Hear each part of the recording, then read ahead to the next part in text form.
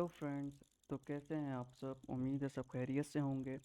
So welcome back to another video. आज की video हमारी थोड़ी इम्पोर्टेंट है क्योंकि आज की वीडियो में स्टार्ट करने जा रहे हैं सीएसएस। तो देखते हैं, आइए सीएसएस में हम क्या है सीएसएस और क्यों इस्तेमाल होती है और कैसे इस्तेमाल होती है और इसकी बेसिक प्रॉपर्टीज़ क्या हैं और कितने टाइप्स की सीएसएस होती हैं, आइए देखते हैं। उससे पहले अगर आपने मेरी पुरानी वीडियो नहीं देखी जिसमें मैंने वीडियो को टैग का और एंकर के टैग का बताया था, तो जाके वो भी देख लिएगा। ऊपर लिंक आ रहा है, उस पर क्लिक करके आपको वीडियो मिल जाएगी। तो शुरू करते हैं, बिना किसी टाइम वेस्ट के चलते हैं अपनी फ़ाइल की तरफ। तो सबसे पहले हम ये जान लेते हैं कि सीएसएस क्या काम करता है और ये कितने टाइप का होता है, सीएसएस कितने टाइप की होती है और इसके बेसिक प्रॉपर्टीज़ क्या हैं। सबसे पहले तो CSS stand for cascading styling sheet. इसके नाम से ही पता चलता है, जैसे कि हम HTML में स्ट्रक्चर बनाते हैं वेबसाइट का, वैसे ही हम CSS से उसमें स्टाइलिंग करते हैं। तो इस काम के लिए यूज़ होती है CSS। अब ये कितने टाइप्स की होती है CSS? There are 3 types of CSS। Inline CSS जो हम ओपन टैग के अंदर लिखते हैं, और इंटरनल CSS जो हम हेड के टैग के साथ लिखते हैं, हेड के टैग के नीचे।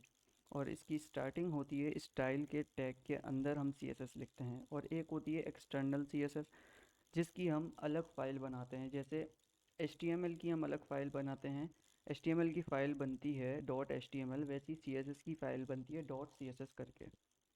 अब इसके हम देखते हैं बेसिक टैग्स क्या होते हैं, सॉरी प्रॉपर्टीज़ क्या होती हैं। इसकी पहली प्रॉपर्टी है CSS की कलर, कि टैग्स का कलर हम कैसे चेंज करते हैं, वो ये प्रॉपर्टी से होता है। फ़ॉन्ट फैमिली मतलब टैक्स का स्टाइल कह लें, वो कैसे चेंज होता है, वो इससे होता है। फ़ॉन्ट साइज़, टैक्स का साइज़ या किसी भी चीज़ का साइज़ बड़ा करना हो तो वो फ़ॉन्ट साइज़ से होता है। बैकग्राउंड कलर, किसी भी चीज़ को बैकग्राउंड कलर देना हो तो वो इस प्रॉपर्टी से होता है।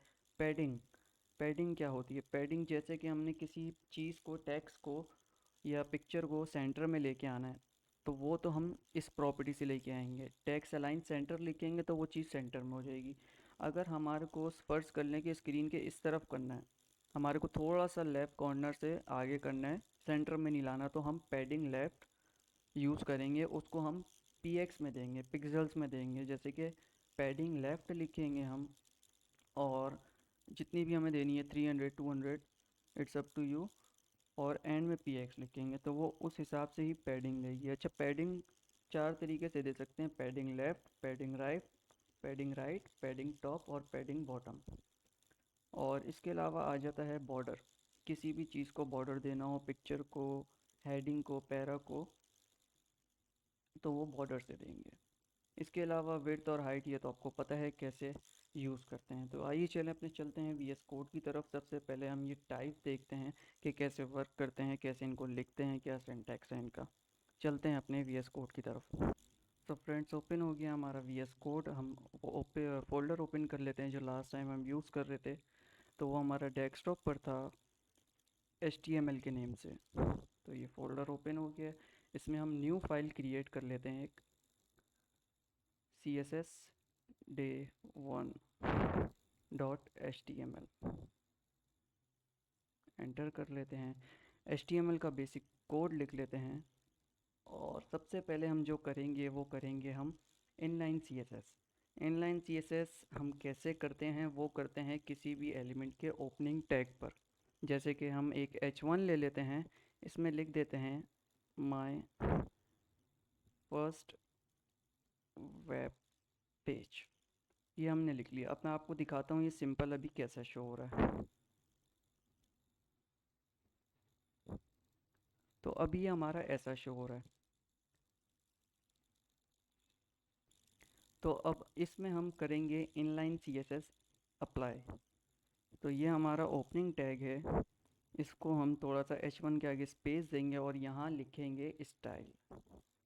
याद रखें, जब भी कहीं भी CSS हम स्टाइल करें, उस CSS हम यूज़ करें तो उससे पहले हमें स्टाइल का टैग लगाना ज़रूरी है। तो यहाँ आ गया हमारा स्टाइल का टैग। तो हम अपनी पहली प्रॉपर्टी देख लेते हैं कि इसको सेंटर में कैसे लेके आएँ। ये जो हमारा टेक्स्ट, हमारी हेडिंग जो है अभी लेफ़्ट कॉर्नर में है, तो उसको हम सेंटर में लेके आएंगे। तो आते हैं यहाँ लिखते हैं हम टैक्स अलाइन। पहली प्रॉपर्टी आ रही है टैक्स अलाइन और इसको हम कर देंगे सेंटर। इसको सेव करते हैं हम और देखते हैं ये आ गया सेंटर में।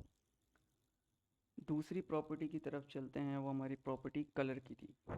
तो आप ये देख रहे हैं, इसके बाद हम लिखेंगे जो ये हम पहली प्रॉपर्टी जो हमारी ख़त्म होगी उसके बाद ही हम दूसरी कंटिन्यू करेंगे, वो हम लिखेंगे कलर।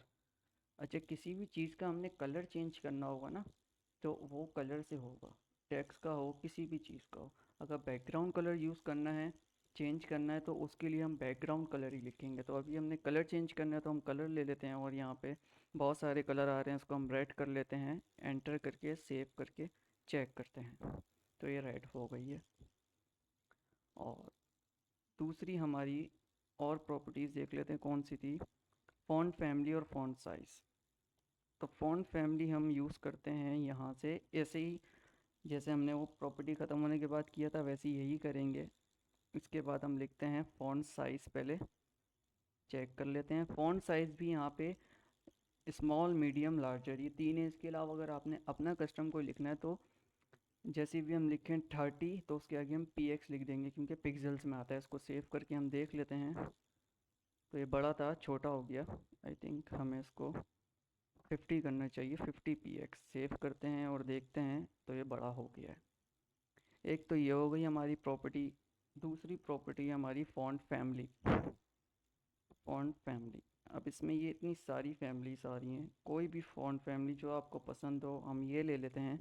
सेव करते हैं और चेक करते हैं तो ये चेंज हो गया है। इसके अलावा हमारी कलर हो गया, फ़ॉन्ट फैमिली हो गया, फ़ॉन्ट साइज़ हो गया। बैकग्राउंड कलर हम देख लेते हैं कि बैकग्राउंड कलर कैसे अप्लाई करते हैं हम। तो यहाँ से हमने छोड़ा था ये, यहाँ पे हम बैकग्राउंड कलर लिखते हैं और बैकग्राउंड कलर हम इसका कर देते हैं ब्लैक। सेव करते हैं और क्रोम पे देखते हैं तो उसका बैकग्राउंड कलर ब्लैक हो गया है। इसके बाद हमारी प्रॉपर्टी है बॉर्डर। बॉर्डर हम किसी भी चीज़ पे लगाते हैं तो वो हम लगाते हैं ऐसे बॉर्डर। पहले तो बॉर्डर लिखेंगे, उसके बाद उसकी थिकनेस देंगे कि कितना आपको सॉलिड चाहिए, मतलब कितनी आपको मोटे बॉर्डर चाहिए। तो हम यहाँ 2px लिख लेते हैं और उसके बाद हम लिखेंगे उसका मतलब डॉटेड चाहिए या स्ट्रेट चाहिए तो या सॉलिड चाहिए तो हम यहाँ लिखेंगे सॉलिड। यह आ गया सॉलिड। उसके बाद हम लिखेंगे उसका कलर, तो हमें चाहिए वाइट बॉर्डर। तो आप देख लें, पहले आपने बॉर्डर लिखना है, उसके बाद कितनी मतलब आपको उसकी थिकनेस चाहिए वो लिखेंगे आप। सॉलिड चाहिए या डॉटेड चाहिए, जो भी आपने चाहिए वो लिखेंगे। उसके बाद कलर। अब इसको हम सेव करते हैं और देखते हैं तो ये वाइट बॉर्डर, पीछे भी वाइट है तो पता नहीं चल रहा। हम कलर थोड़ा चेंज रेड कर लेते हैं हम कलर सेव करके, तो हमारा रेड बॉर्डर आ गए हैं। ऐसे हम यूज़ करते हैं बॉर्डर का। इसके बाद हमारी प्रॉपर्टी है पैडिंग की। अब पैडिंग का देख लेते हैं हम थोड़ा कॉन्सेप्ट कि पैडिंग क्या है। अभी तो हमने लेफ़्ट से डायरेक्ट सेंटर में करी है, ऐसी सेंटर से राइट में भी हो जाती है। अब हमें सेंटर में नहीं, थोड़ा सा यहाँ चाहिए, लेफ़्ट से थोड़ा सा गैप चाहिए। तो हम करेंगे क्या, हम अपना ये जो हमने यहाँ पे प्रॉपर्टी लगाई थी टेक्स्ट अलाइन सेंटर की, उसको पहले हटाएंगे।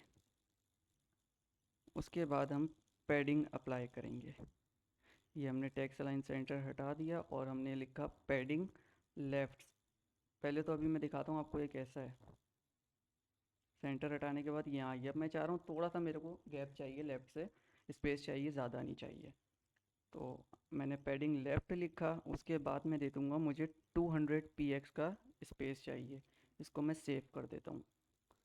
तो देखें 200 px जितना भी है उसका हमारे को गैप मिल गया। ऐसे ही आप इसको टॉप से, बॉटम से और राइट साइड से पैडिंग ऐसे यूज़ कर सकते हैं। अगर मैं सिर्फ पैडिंग लिखता यहाँ पे, मैं पैडिंग लेफ़्ट नहीं लिखता, अगर मैं सिर्फ पैडिंग लिखता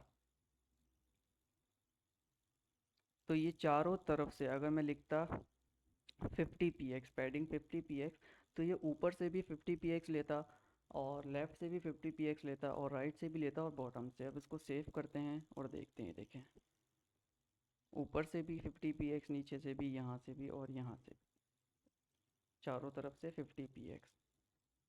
तो ये थी हमारी इनलाइन CSS।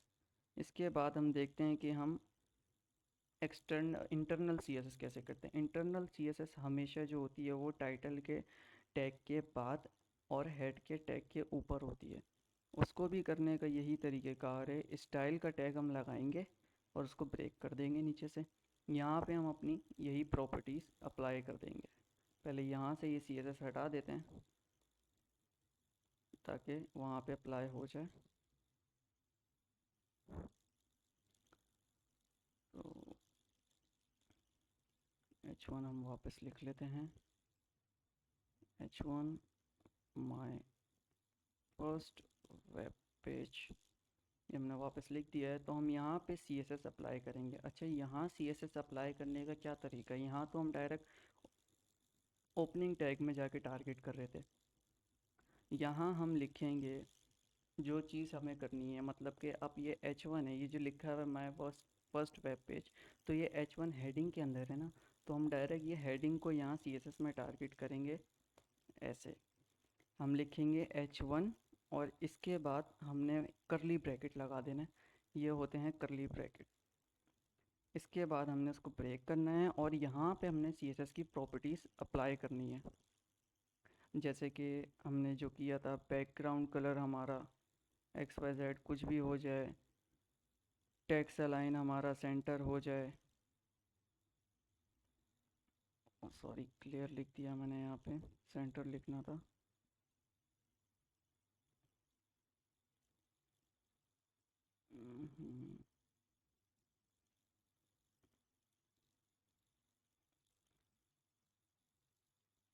टेक्स्ट लाइन हमने लिखना था सेंटर में, तो सेंटर हो जाए। ऐसे ये लिखने का तरीका है इंटरनल CSS में। हमने डायरेक्ट टारगेट करना है, जो एलिमेंट हमने यहाँ पे टारगेट करना है, करली ब्रैकेट लगाना है, देन उसको ब्रेक करके उसमें प्रॉपर्टीज CSS की जो भी हमने करना है उसके बीच में करेंगे। इसके बाद आती है हमारी एक्सटर्नल CSS। एक्सटर्नल CSS के लिए हम यहाँ से ये CSS हटा देते हैं। ये CSS हमने एक्सटर्नल CSS के लिए हम यहाँ पे एक अलग से फ़ाइल बनाएंगे। नाम आप कुछ भी रख सकते हो, जैसे कि CSS Day1 वही नाम रख देते हैं। लेकिन एक्सटर्नल CSS की जो फ़ाइल बनती है उसका जो एंड का फॉर्मेट होता है, जैसे हम HTML की फ़ाइल बनाते हैं उसके एंड में हम .html लिखते हैं, वैसे ही इसमें हम लिखेंगे .css। ये फ़ाइल हम कर देंगे सेव। ये हमारी फ़ाइल हो गई यहाँ पे सेव। इसके बाद हम इस CSS को, हमारी जो HTML की फ़ाइल है, इसको हम लिंक करेंगे उस CSS फ़ाइल से। तो यहाँ हम लिंक कैसे करते हैं, यहाँ पे सिंपल टाइटल के टैग के नीचे और हेड के टैग के ऊपर लिंक का टैग लगाएंगे। इसके अंदर लिंक रिलेशनशिप स्टाइल शीट और हाइपर रेफरेंस के अंदर हम ये नाम दे देंगे CSS day1.css। ये हम सेव करते हैं और इस फाइल में आ जाते हैं। अब यहाँ पे हमने स्टाइल का टैग यूज़ नहीं करना, ये हमारी CSS की फ़ाइल है। इसमें हमने एक्सटर्नल CSS में जो हम स्टार्ट करते हैं CSS, वो डायरेक्ट एलिमेंट का नाम लिख के, जैसे वहाँ हम स्टाइल का टैग लिखते थे, यहाँ स्टाइल का टैग नहीं लिखेंगे, हम डायरेक्ट यहाँ लिखेंगे H1 करली ब्रैकेट। देन आप यहाँ पे अपनी CSS की प्रॉपर्टीज़ अप्लाई कर सकते हैं। तो ये तरीका है एक्सटर्नल CSS का। इसके अलावा हम चलते हैं डिव्स की तरफ। डिव क्या होता है? डिव बेसिकली पार्टीशन करने के काम आता है, जैसे कि आपके वेब पेज को डिवाइड करता है मुख्तलिफ कॉलम में। तो हम देखते हैं डिव हम यूज़ कैसे कर सकते हैं। सबसे पहले तो डिव का टैग ये होता है, ये आ गया डिव का ओपनिंग टैग और ये आ गया डिव का क्लोजिंग टैग।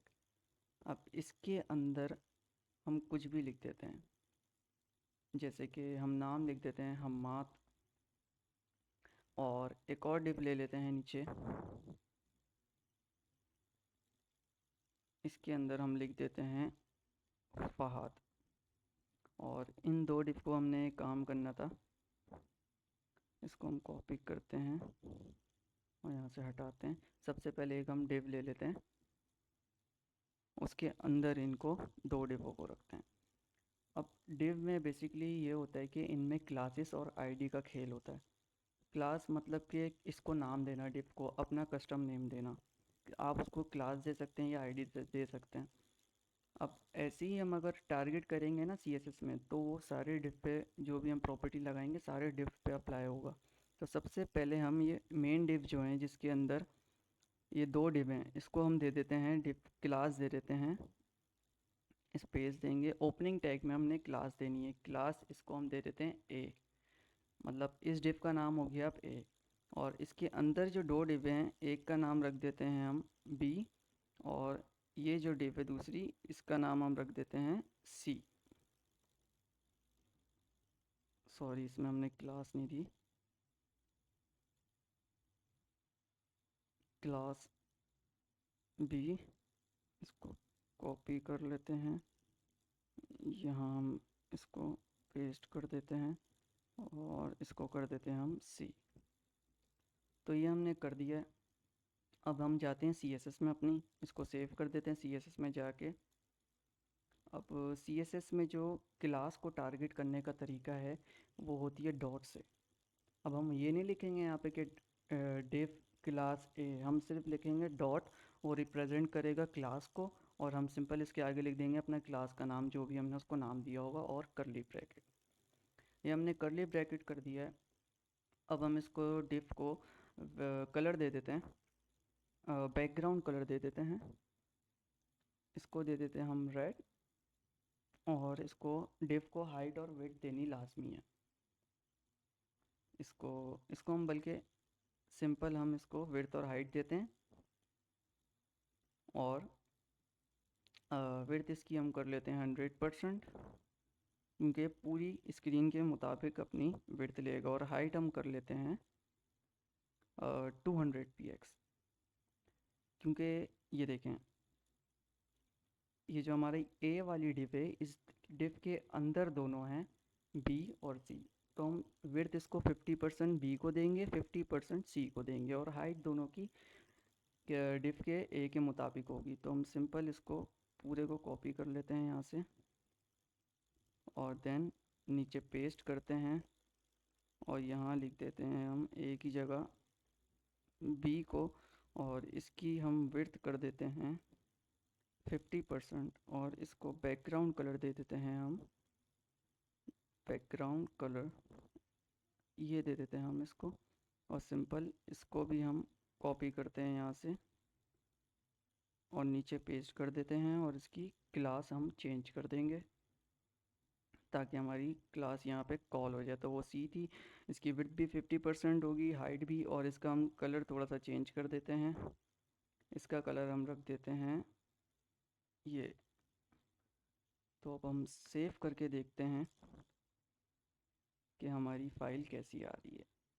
तो देखें, एक डिव हमारी ये आ गई 50% की, ये आ गई हमारी 50% की। अब मैंने इसको एक रो में लाना है। अभी ये आ रहा है कॉलम में, एक के नीचे एक आ रहा है। अब मैंने इसको लाना है रो में। तो उसके लिए जो CSS की प्रॉपर्टी अप्लाई होती है वो हम करेंगे डायरेक्ट। ये जो पेरेंट डिव है ना, ये दोनों इसके चाइल्ड हैं, क्योंकि ये इसके अंदर है। तो हम इसको जो हम प्रॉपर्टी देंगे वो जाके इन दोनों में अप्लाई होगी। तो हमने इन लाइन में एक लाइन में लेके आना है रो में, तो उसके लिए हम प्रॉपर्टी यूज़ करते हैं डिस्प्ले फ्लेक्स की। इसको हम सेव करते हैं और देखते हैं, अब ये आ गई हमारी एक लाइन में।